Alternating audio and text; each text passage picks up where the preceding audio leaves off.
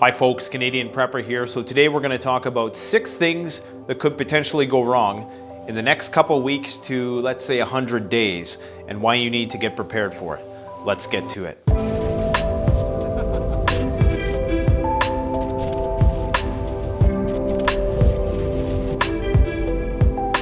So I'm shooting from the set of a new studio that I'm building out, aka a garage. And I found myself some good artsy communist types to help me do the whole production thing. Actually, I don't know if they're communist types, they're probably not.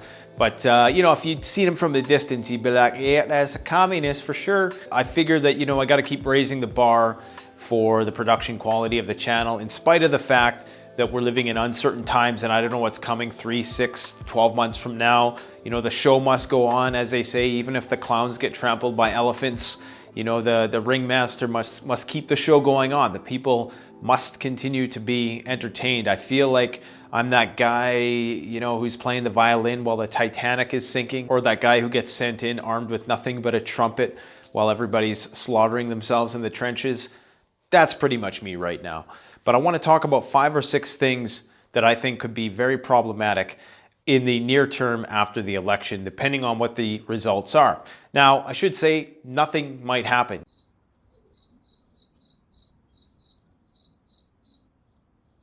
You know, it might just be, you know, everybody blew their top earlier this summer and we might not see any real action until next spring after the second lockdowns get lifted. And that's when people are gonna get out and take out their frustrations on the streets once again, depending on the outcome of the election. Now, the first thing I think that we need to prepare for is potential supply disruptions as a result of all this stuff that's going on. I think that should go without saying. If there is a second major wave that takes the world by storm, and if the whole COVID thing mutates, or if there's another strain that surfaces, or if it just the concurrent effects of flu season and all the other, you know, cold strains that are circulating at the same time, if that magnifies the impact of it, plus you got kids going back to school now, and naturally, when kids go back to school every year, of course, they bring home viruses, right? Because, you know, schools are germ-infested places. And we're seeing a major spike right now. And when you have 3 million active cases that are known about, you know, it's not going anywhere. I mean, it's sad to say that I think that the majority of the population is going to get it one way or another. I'm not as optimistic as some people about the delivery of various treatments en masse to everybody. I don't think that that's going to happen, in my personal opinion, not anytime soon anyways, in spite of the fact that, you know, as Trump says, the military is standing by to distribute this and that. But realistically, you know, how long is it going to take to produce that stuff? When is it going to be available? How effective is it actually going to be when it gets here? I think it's best to just plan for the worst. Not necessarily saying that it's going to mutate into something that takes out 30 and 40-year-olds. It might. I'm crossing my fingers that it doesn't. But, you know, there is that possibility. Everybody's going to be spending a lot more time indoors now. And as we've seen in early March, that's when it tends to spread a lot more. That's when the viral load that people succumb to is a lot higher. So there's a potential for this to get worse. So I think, in all honesty, whether you agree with it or not, I think you need to get prepared for another wave of lockdowns, regardless of who's in charge. Okay, that's the first thing. And of course, the subsequent supply shortages, which might accompany that. Now, the next possible black swan event, and one of the major ones that I've been talking a lot more about lately, is what's going on in Southeast Asia. And of course, many countries around the world. I mean, we haven't heard anything else about Iran since earlier this year. So chances are at some point that situation is going to flare up again.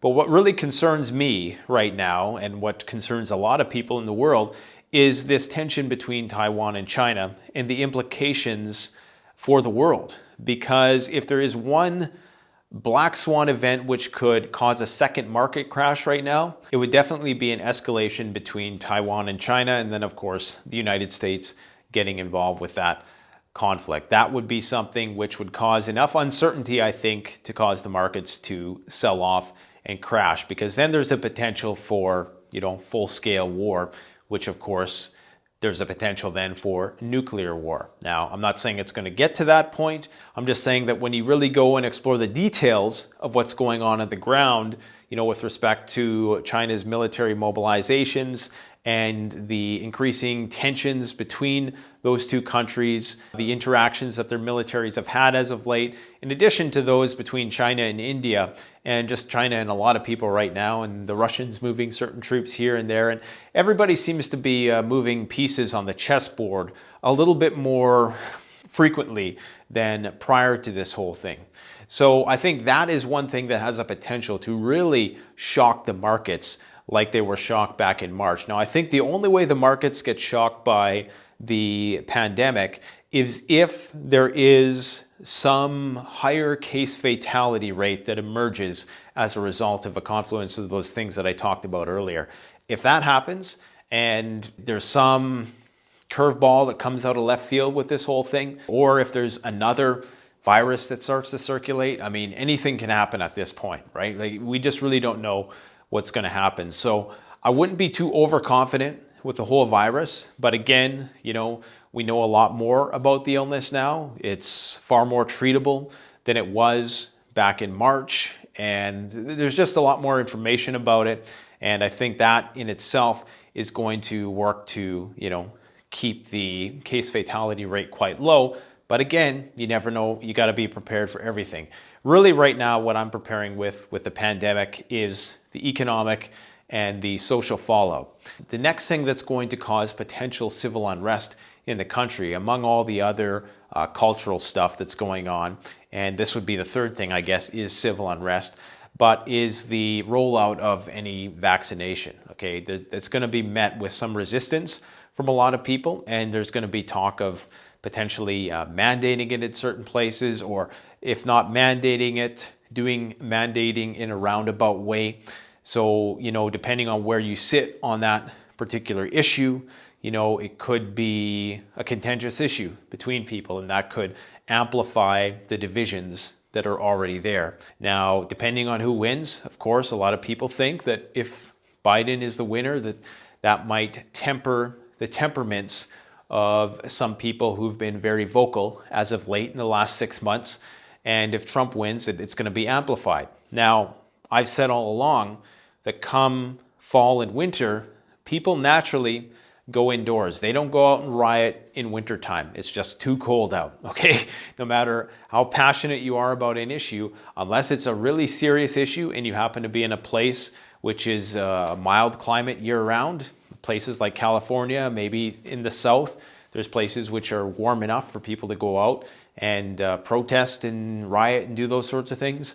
That could potentially happen there, but I think in the majority of the North American continent, that's just not going to be feasible for a lot of people. But like I said, if we go into a second lockdown situation and people are cooped up all winter, then people are going to want to let loose. You're going to see spring fever exponentially magnified because of that. And I think that's what we've seen in large part with these past riots, was you had people who were not only cooped up on lockdown, but they were also a lot of kids who were out of school, teenagers who are out of school, and young people who are out of school. They got to get stuff out of their system, all those hormones, acting out, and that's what we've seen. We've seen a lot of acting out, and we could potentially see that again. Now, the next thing that concerns me is the state of the economy, of course. Okay, it's being propped up right now with a lot of debt, and eventually, if we can't make good on that debt, if the economy doesn't get going again in a way which is even more vital and vibrant than it was before, then we're potentially looking at a long, deep, and dark depression. I've covered the state of the economy in depth in a couple different videos that I'm going to post here. I'm not going to go into great depth about this issue again, but in spite of whatever's happening in the stock market, people obviously need to prepare for unemployment, for low wages, for high food prices. It might be harder to get credit that you might need. With this pandemic comes the potential for increased healthcare costs. I know that they're saying that they're going to pay for it, but there's all those other associated costs which they potentially may not pay for. Anyways, there's 1,001 reasons why the real economy is decoupled from the fake economy, i.e. the stock market. I know it's not really fake, but it's more speculative, it's more future-based. There's a lot of reasons, and I went into great depth in those 2 videos, which I think are still very relevant today. I did them a month and then a few months earlier than that. So go check those out. I'll post a link to those in the comments section below. But that said, I think the time is ripe. If you can, get a second job, start cutting back on your expenses, your unnecessary expenses. If there's anything you can do to conserve and save money, then absolutely do those. That might mean, changing your habits a little bit. With the homeless problems that a lot of cities in the United States are facing, I don't know what the plans are for homeless people, but I have a feeling that's why a lot of homeless gravitate to California and Seattle and the West Coast in general, is because it's warm year-round and you can survive outside. So the climate itself attracts people who don't have the means to shelter themselves because, well, you can live outside, right? So that's something that I don't hear commonly talked about, but it's definitely a problem. So I think a lot of this boils down to what the outcome of the election is going to be. Obviously, if it's closely contested, then there's a good chance that, one side is going to challenge the other, and all of the accompanying legal proceedings that stem from that will have to unfold over the next couple months. And that, I think, creates a lot of problems, because in the thick of that, a lot of these other issues that I'm talking about are going to be ignored, or attention is just not going to be devoted to them, and it's going to be diverted away onto that particular issue.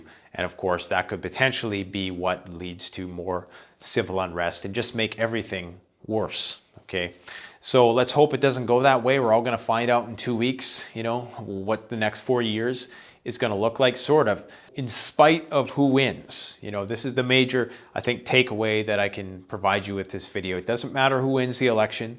Things are probably going to be challenging from here on in until the world gets some stability and some consensus on where we're going as a species. I think I'll end it on that note. The next couple videos I'm doing are going to be a lot more practical videos. One on storing fuel and the different types of fuel that you're going to need to get through an SHTF winter, and another video on a little micro generator that just came to the market that I think is pretty cool. So I hope you guys check it out. Thanks for watching, guys. Be sure to help me out with the algorithm by giving this video a thumbs up and writing a comment below. It can be a trolling comment, it can be a positive comment. It really doesn't matter. Just write a comment. Thanks, guys. Canadian Prepper out. The best way to support this channel is to support yourself by gearing up at CanadianPreparedness.com. Your one-stop shop for premium, high-quality, brand-name products that have been tried and tested by myself and other YouTube gear reviewers. My subscribers save 10% off by using the coupon code SURVIVALPREPPER. All one word in all caps.